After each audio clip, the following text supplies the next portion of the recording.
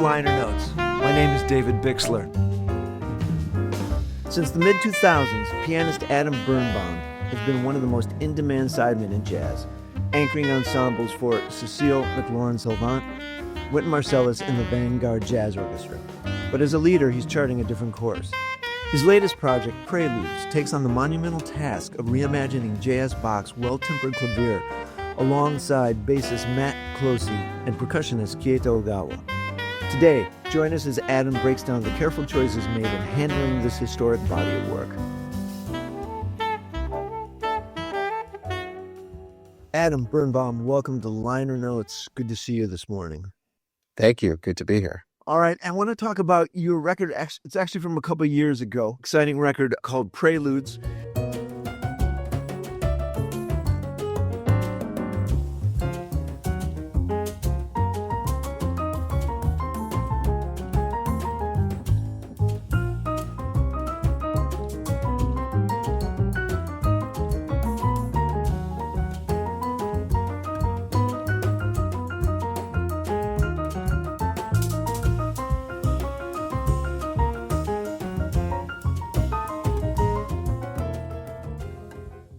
It features your reimagining of 12 of Bach's Preludes with Matt Clohesy on bass and Keita Ogawa on percussion. Was this a trio that was put together specifically for this project? It was, yeah. I mean, both musicians I've known for many years. Matt, I work with in Darcy James Argue's Secret Society. It's like a progressive big band, and I've worked with him in various situations. Keita, we actually go pretty far back to. We play various tours with different people. But since I didn't want this to be a typical straight-ahead jazz trio project, I wanted a different sound. And so I kind of felt like those guys would bring what I was hearing to life, especially Keita being not a traditional jazz drummer, although he is he can swing too. Of course, he's very versatile, but he's more known for bringing grooves from all over the world and really surprising colors and things that I knew would add a lot to this. Yeah, okay. It was interesting. I didn't recognize the name, but when I was doing a little research on your record and the label, I had seen Rogerio Boccato's record that they're on with just the percussion that recently came out, which is like a really cool record. So I had known his playing before I checked out your work and just didn't realize it. Let's jump into this music, man. That's, you have this iconic body of work by perhaps the greatest composer ever. And, 24 preludes, I believe you chose 12 of them, and maybe why those 12? Yeah. So, I mean, I basically looked for more or less the simplest ones that sound like improvisations and ones that I could imagine just being reinterpreted and reimagined, because a Bach fugue or some of the preludes that are more intricately written, I don't really hear a clear path for expanding it for improvisation. But the ones that I picked, they're also kind of like standards for a lot of musicians in the sense that we've been hearing them our whole lives. Like if anyone's played piano, they probably played many of these. So the familiarity makes it a little bit easier in a way to reimagine them, because people they know where you're coming from when you do that. So that's basically what I went for, was the ones that were simplest to break down and just kind of open up in different ways. And so I was going to ask you about this. Is this music that you've played since, your youth? Yeah, I mean, my first really great classical piano teacher was a huge Bach guy, like many would be. And so he called the well-tempered clavier basically, the Bible of music. And so he introduced me to it, and he would tell me if I wanted to sight read, I should just sit down and play through the preludes, just sight read through preludes whenever I had time, because it's both, a good sight reading exercise, but also musically rewarding. So I've been kind of playing around with them my whole life. I studied classical piano. I never really went the professional route but I did used to give recitals and stuff. And I played a couple Bach preludes and fugues properly when I was in high school, in college, like in classical piano recitals. I don't do that anymore, but I do kind of have that memory of playing some of these pieces.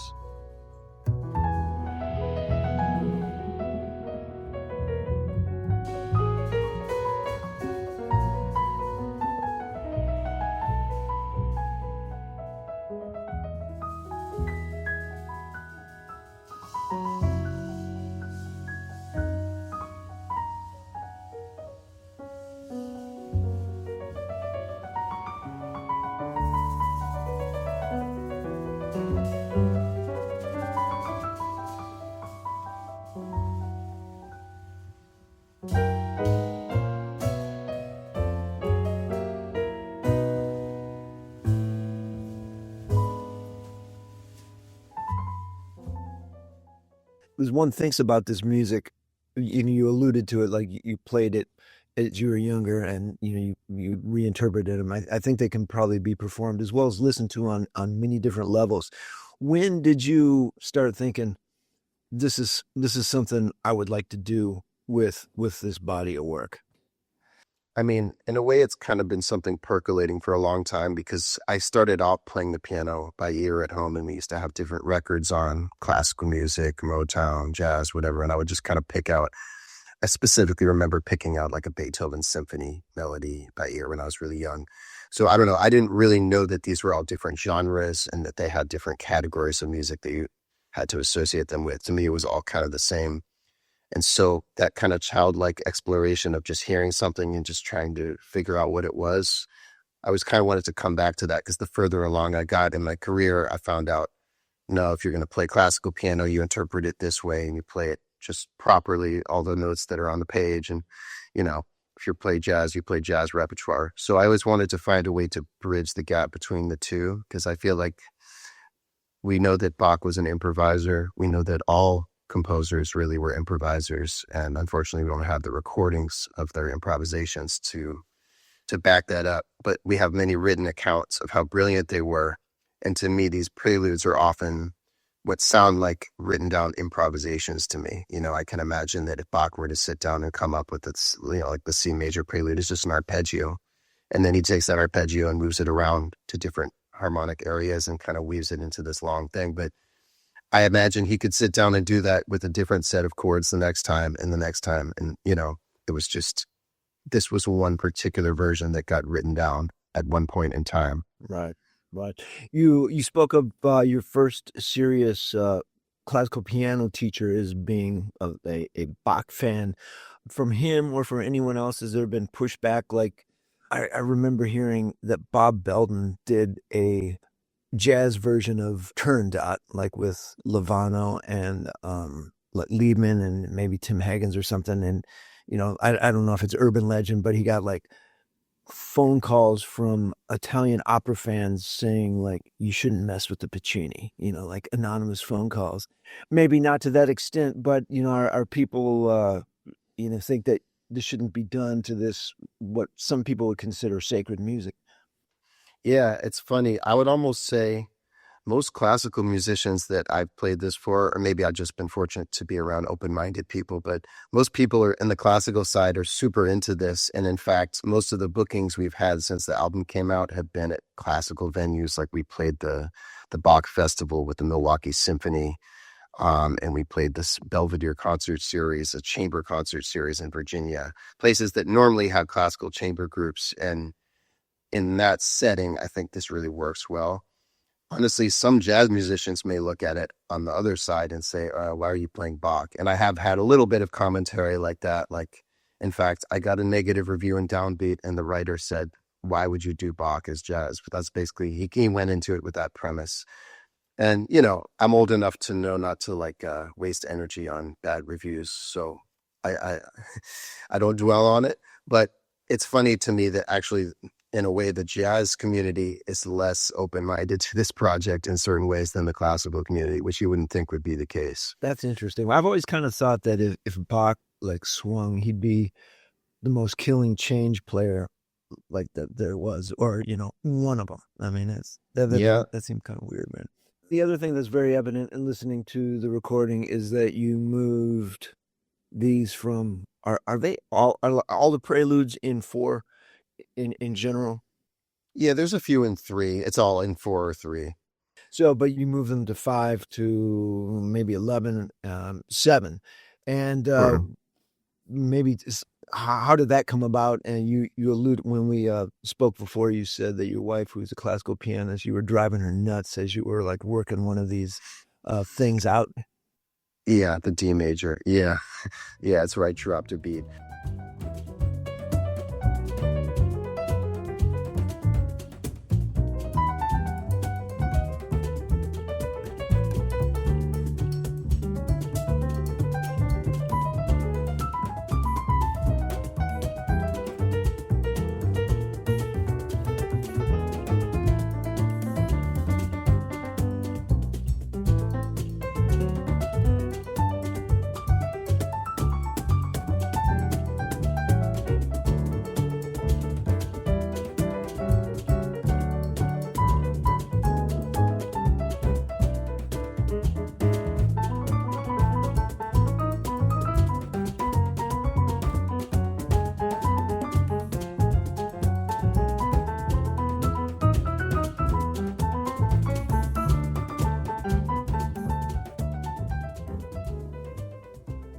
I thought that, you know, the previous attempts to do this, I mean, there's many jazz attempts to play Bach, but the Jacques Lussier thing was very famous, and that's where they kind of just kept it the same, but put a swing beat to it. I very much felt aesthetically like that wasn't for me. So what I wanted to do was preserve the perpetual motion of it. And Bach has such strong rhythm. It's always in time, and it's always kind of perpetual motion, which works really well for jazz and groove-oriented music. A lot of other classical music has a lot of rubato moments where the tempo fluctuates and it's very loose. But I always felt like Bach is not really meant to be played like that. Like the tempo is very clear from the beginning. So what I thought is, if you have the straight eighth perpetual motion feeling in the music, a way to modernize it would be to simply change the meter, you know, and give the same feeling of the song harmonically. I didn't really reharmonize. I tried very hard not to like rewrite what Bach wrote harmonically, because it seems like it works great to me the way it is. And I'm not a fan of like overcomplicating things harmonically just because you know how to put, you know, complex jazz chords in. Doesn't mean they need to be there.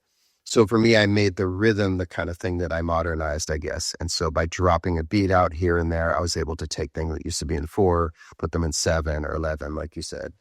And what's interesting is I didn't really tell Keita exactly how to interpret that. I just kind of came up with the meter and the basic feel. But he brought many types of grooves from around the world to these when he heard them, because he would say, oh, this sounds like this thing from Peru. And, you know, and that's why I hired Keita, because I could never come in and tell him, hey, you should use this groove from Peru here over this Bach prelude. That's all sort of his imagination. But I knew that he would hear these and just have an idea of how to kind of run with them. Were you able to like present these, you know, concertize or do some gigs beforehand? Like how long did it take to get these things shaped? Yeah, so it was a long time coming. We did a trial run of this where we did maybe 8 of them at the Chelsea Music Festival.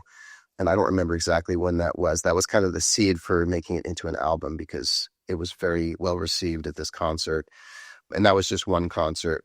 Then I got a grant, a faculty leave grant from Purchase to spend a semester off working on something. And so this is what I proposed, is to finish this project, to expand it to 12 preludes, rehearse and record the music during a semester.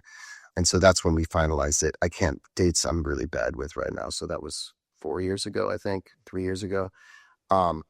So we didn't rehearse much. We had one rehearsal and then we played it at Mesro. We played 2 sets. So we ran the whole suite twice and then we went in and recorded. And you know how it is. A lot of times things get even better after the record, because since then we've played it many times on tour. And I think it's opened up even more in live performance since the recording, and it's gone in different directions, and it's been super fun. And it's kind of always like that with projects where you record it early on, and then the more you play it live, it becomes even more natural and more comfortable. So that's definitely the case with this. All right, so let me ask you, Mesro, very much a thing. Did the audience or did the powers that be, did they know what you were bringing in there when you went in? And how was it received? If they were like, they thought they were going to hear like something swinging, or like what, like your trio would normally do? Yeah, I mean, it's probably not the normal kind of music you'd expect to hear at Smalls or Mesro, but Spike has always been really cool with me. And if I'm doing a new project, he's always open. Yeah, you want to bring your project in, do it. So I told him what it was. He understood, and he said, sure, you know, you can present whatever project you want here. And a lot of the audience that came were also people that I knew who knew what the project was. I invited, you know, my fan base. And so there were a lot of people there from the record label and people that, I mean, I'm sure I blindsided a few people who went in to hear a set of jazz and maybe didn't expect it to be Bach, but hopefully some of them enjoyed it as well. Okay. Yeah, very cool. Another question. We touched on this at the beginning, that you picked these 12 because you thought that they lent themselves to your being able to do something with them. Is there plans to, now that the one record's out and it's been successful, are you going to do this again with the rest of them that you haven't recorded, or another set of Bach's music or another composer? I don't know. Yeah, I mean, I've thought about it a little bit, but I think since I picked the the most ripe for rearranging ones for this. I mean, I would have to dig deeper to make it happen. A lot of the Well-Tempered Clavier Volume 2 is more complex in general, and they're beautiful, but they tend not to be as kind of like straightforward as the ones I chose. I'm sure I could probably do it, but I'm not sure that it would be as easy to put together. I've done various projects like this in the past with Chelsea Music Festival and with others. Like one time I improvised, there was a bunch of Scriabin music, and I was asked to do a concert where I played the Scriabin preludes and then I improvised around those. And that has a lot of really interesting intersections with jazz in a very different way. But Scriabin was using like the half whole scale and these diminished harmonies, and a lot of the stuff we consider to be quote unquote jazz harmony. He was all over that, like way before jazz existed. So I found that to be interesting in a different way. There are just so many parallels. And I think the more you dig into classical music, for me, I realized that like a lot of the things we think are completely unique to jazz are not necessarily, especially when it comes to harmony. It's all kind of been out there for a long time. For sure. As an educator, you're currently at Purchase College. How is this folded into your teaching with your piano students or just your students in general, like regarding improvisation? I mean, I don't really necessarily make anyone play Bach, but I have a harmony class, and I looked at one of these preludes. It was actually more of an enharmonic spelling exercise, but the C sharp major prelude, which I personally have trouble reading in C sharp major, creates a lot of double sharps. And, if you're into Bach, he was very meticulous, as a lot of composers were, with proper enharmonics, and he had no problems writing an E sharp minor, if that was the correct key, and putting double sharps everywhere. So I kind of went through as an exercise with my class what I did, which is I wrote out the chord changes, but I reinterpret the chord changes in D flat, because I don't know if any jazz musician wants to read E sharp major on a lead sheet, right? So it was kind of a way of just kind of looking at understanding the way that Bach viewed harmony and how we might reimagine that in a more useful way for us and what we do. Okay. Do you find, do your students even know, are they like familiar with his music? With Bach, it depends. I have a wide range of students here. Generally speaking, people tend to be into the trends that are going on nowadays, and they listen to more contemporary music. And so, yeah, I don't know how many people are really checking out Bach, but that's why I love being able to teach them, because, getting people to realize how hip and how modern someone was that long ago that you might think is, obsolete, and just making me realize that actually everything they did is still the underpinning of all the harmony that we use today.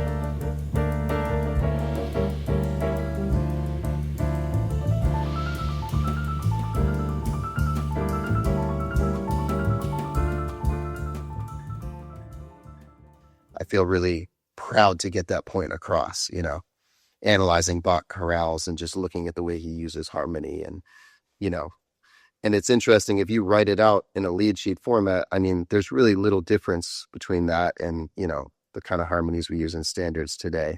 But of course, traditionally classical music, they wrote it out as figured bass, and they had a different system of explaining it. But it's the same chords, the same type of use of harmony that we use today. Okay. In addition to teaching and this trio project, you also have held a chair at the Vanguard Band. What else are you doing? What else is on your plate? I'm always busy between my family and my teaching and just the regular gigs I have, just trying to get by. And so I'm not the best at always having my own personal projects, but I try to lead gigs whenever I can. A lot of trio gigs lately. And, I think at some point I'll do another album, probably the next album I do will be more of a straight ahead jazz album. Just, I like to just kind of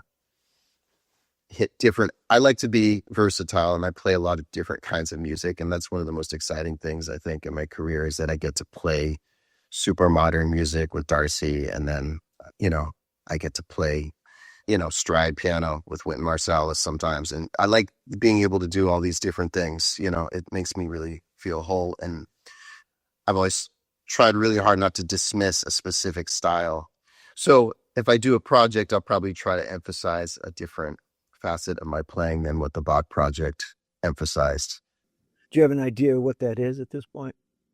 Not really. I've had a few ideas. I've really enjoyed playing the music of Thad Jones lately with a trio, So part of me was thinking, well, since I play with a Vanguard band, it might be cool to just do an album of Thad's music. Hank Jones did an incredible trio album of Thad's music that's a masterpiece with Elvin on drums and George Mraz. It's really great.